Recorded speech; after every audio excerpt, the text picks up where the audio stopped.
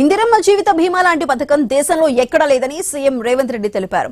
తెలంగాణలో 1,15,00,000 మందికి జీవిత బీమా కల్పిస్తున్నామని చెప్పారు. చిట్చాట్లో కీలక విషయాలు వెల్లడించారు. స్కూల్ పిల్లలకు బ్రేక్ఫాస్ట్ స్కీమ్ పెడితే బీఆర్ఎస్ ఎమ్మెల్యేలు చెవిలో పూలు పెట్టుకుని తిరుగుతున్నారని మండిపడ్డారు. కేసులు పెట్టి జైల్లో పెట్టాలనే విధానం తమ ప్రభుత్వానికి లేదని స్పష్టం చేశారు. 2014 జూన్ 2 నుంచి ఇప్పటి వరకు హిల్డ్ పాలసీ, టీడీఆర్లపై కేటీఆర్, హరీష్ రావు ఏ విచారణ కోరినా సిద్ధమేనన్నారు. వారిద్దరూ కేసీఆర్ ను గృహ నిర్బంధం చేసినట్టు ఉన్నారని విమర్శించారు.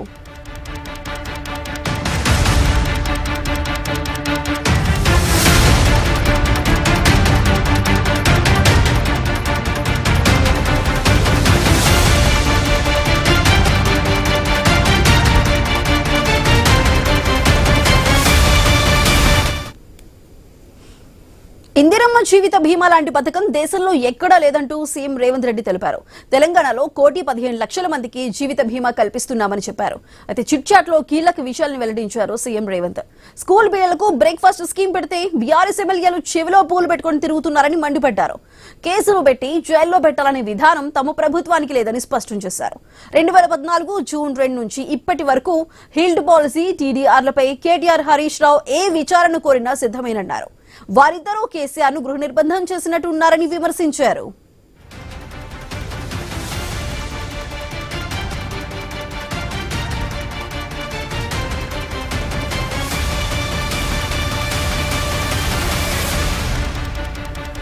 అయితే ఇందిరమ్మ జీవిత బీమా లాంటి పథకం ఎక్కడా లేదంటూ కూడా సీఎం రేవంత్ రెడ్డి తెలిపారు. అయితే తెలంగాణలో మొత్తం 1,15,00,000 మందికి కూడా ఈ బీమా వర్తించబోతుందంటూ కూడా వెల్లడించారు. అయితే సీఎం రేవంత్ రెడ్డి చిట్చాట్లో చేసిన కీలక వ్యాఖ్యలకి సంబంధించి మరింత సమాచారం మా ప్రతినిధి ఏవై స్వామి అందిస్తారు. స్వామి, చెప్పండి.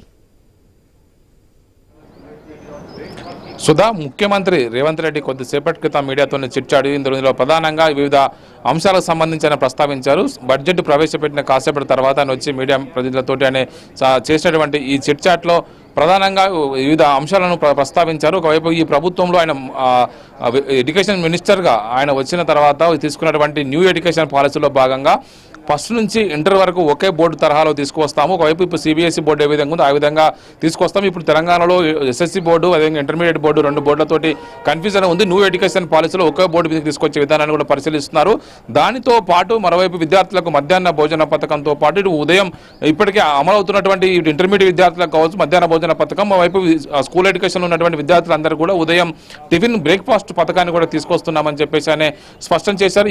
ఈ ప్రభుత్వం ప్రవేశపెట్టినటువంటి బడ్జెట్ ఒకవైపు వెల్ఫేర్, మరోవైపు అభివృద్ధి 2 మోడల్గా తీసుకొచ్చినటువంటి బడ్జెట్ని మేము ప్రవేశపెట్టాము. మేము వాస్తవిక అంచనాలకు, వాస్తవిక అంకెలకు సరిపడే విధంగా ఈ బడ్జెట్ని ప్రవేశపెట్టి తీసుకెళ్తున్నాం. ఎక్కడ కూడా మేము బడ్జెట్లో అంచనాలకు మించి ఎక్కువ ఉన్నటువంటి విషయాలను ఒకవైపు ఆర్థికంగా క్రమశిక్షణను మేము పాటిస్తున్నామని చెప్పి ఆయన స్పష్టం చేశారు. ఒకవైపు దీంతో పాటు పొలిటికల్ అంశాలను కూడా ఆయన ప్రస్తావించారు. తమపై పదే ఆరోపణలు చేస్తున్నటువంటి ఇటు కేటీఆర్, హరీష్ రావులకు ఇల్టు పాలసీ కావచ్చు, టీడీఆర్ ఇష్యూలు కావచ్చు, నిన్న అసెంబ్లీలోనే చెప్పాను. అసెంబ్లీలో ఏదైతే మాట్లాడానో వాళ్ళు ఇద్దరు కలిసి సంతకం పెట్టిస్తే ఈ 2 విషయాలపైన ఎలాంటి విచారణకైనా తాను సిద్ధము. ఇప్పటికైనా తాను ఆ విషయంపైన కట్టుబడి ఉన్నాను. 2014 నుంచి ఇప్పటి వరకు జరిగినటువంటి భూ కేటాయింపులు కావచ్చు, వివిధ టీడీఆర్ల ఇష్యూస్ కావచ్చు, వీటన్నిటి మీద ఎలాంటి విచారణకైనా తాను సిద్ధమని చెప్పేసి కూడా ముఖ్యమంత్రి రేవంత్ రెడ్డి చిట్చాట్లో స్పష్టం చేశారు. దాంతోపాటు పొలిటికల్ అంశాలు కూడా ప్రస్తావించడం జరిగింది. ఒకవైపు వివిధ కేసులకు సంబంధించి ఇటు వివిధ వ్యక్తుల్ని ఇమీడియట్ గా లోపల వేయాలనే విధానం మాది కాదు. ఒక్కొక్క అంశాన్ని మేము పరిశీలిస్తూ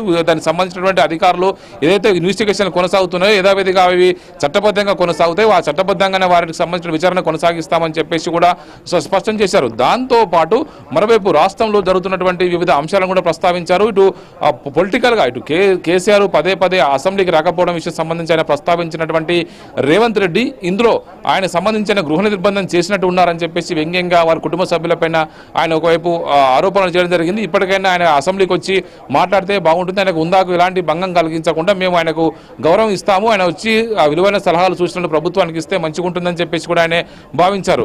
మరోవైపు దీనికి తోడు మిగతా ఒకవైపు మూసీ రిజర్వేషన్ ప్రాజెక్ట్ సంబంధించి మూసీ పునరుద్ధరణ సంబంధించి అనేది ఒక చారిత్రక అవసరం. మూసీ నది ప్రక్షాళన దానికి మార్గం. మూసీ నదిని అక్కడి నుంచి పక్కన పెట్టలేము. మిగతా ప్రాజెక్టులు ఏదైనా ఉంటే పక్కకు తీసుకెళ్లి మనం పెట్టుకోవచ్చు తప్ప ఇలాంటి విషయంలో ఒకవైపు మేము ఖచ్చితంగా దీన్ని చేసి తీరుతాం. ఇప్పటికైతే డిపిఆర్ ఒకవైపు గండిపేట, ఉస్మాన్ సాగర్ నుంచి ఇటు బాబుగోడ వరకు వచ్చినటువంటి 21 కిలోమీటర్ల స్ట్రెచ్ ఏదైతే ఉందో ఈ స్ట్రెచ్కు సంబంధించినటువంటి ఇప్పటికే డిపిఆర్ వచ్చింది. ఫ్యూచర్లో దీనికి సంబంధించినటువంటి వివిధ ఆర్థిక పరిస్థితులు అంచనా వేసుకొని మేము దీన్ని ముందుకు తీసుకెళ్తామని చెప్పేసి సీఎం మాట్లాడుతున్నారు. దీనికి సంబంధించి ప్రతిపక్షాలు ఎన్ని రకాల ఆరోపణలు చేసినప్పుడు కూడా మేము చట్టబద్ధంగా అక్కడ ఉన్నటువంటి నిర్వాసితులకు సరైన న్యాయం చేసిన తర్వాత ముందుకెళ్తాము.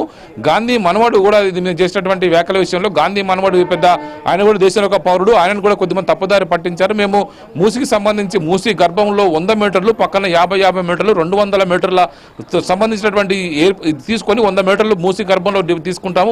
రెండు వైపులా 50 మీటర్ల బఫర్ జోన్ ఏర్పాటు చేసి అభివృద్ధి కార్యక్రమాల కోసం వినియోగిస్తామని చెప్పేసి కూడా ముఖ్యమంత్రి మాట్లాడుతున్నారు. దీనికి సంబంధించిన నిధులను ఏషియా డెవలప్మెంట్ బ్యాంక్ కావచ్చు, దానికి సంబంధించినటువంటి ఏదైతే ప్రతినిధులందరితో ఇప్పటికే మాట్లాడాము. ఈ ప్రభుత్వం కాదు మనం ఏర్పాటు చేసినటువంటి వివిధ శాఖలకు సంబంధించిన అధికారులు ఏర్పాటు చేసినటువంటి పవర్ ప్లాంట్ ప్రెజెంటేషన్ తాను కూడా ఒక ముఖ్యమంత్రిగా ఒకవైపు మున్సిపల్ శాఖ మంత్రిగా ఈ కార్యక్రమం తాను హాజరైనట్టు కూడా ఆయన మాట్లాడారు.